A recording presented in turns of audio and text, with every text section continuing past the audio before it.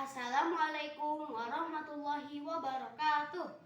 Nepangkeun wasta Abi Azam Afkali Hoban Haza kelas 4 ati SD ITA Takwin.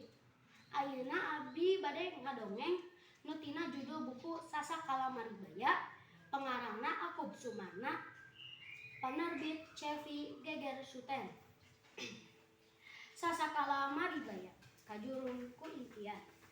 Aya hiji tempat saincak-incak teh estuning pinuh ku batu manita inggul. Batu gede paselang jeung batu leutik. Dina sela-selana ukur tangkal paku jeung eurih nu jadi satangkal-tangkaleun. Eueur tanah anu bisa dipelakan tatangkalan sejenna atawa palawija. Da puguh batu tareuas atawa cadas campur geusik. Tapi sanajan kitu, aya sacangkeuwok taneuh anu bisa dipake ngadegkeun saung eurih.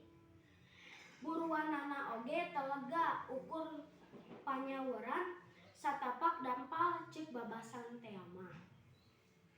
Eta saung eurih teh geus rada lila dicicingan ku Ki Pantan anu umurna geus tengah tuwuh katut bojona Warsini jeung anakna Nyai Maribaya.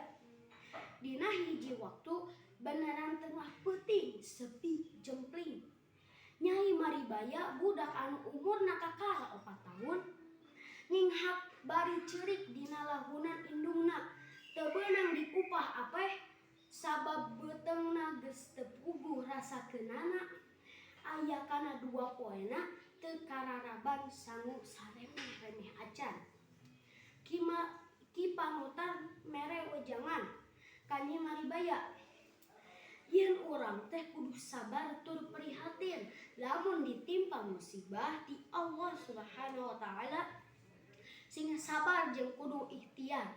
Insyaallah cobaan pasti kalewati jeung pasti aya hikmahna. Sakian ti abdi. Wassalamualaikum warahmatullahi wabarakatuh.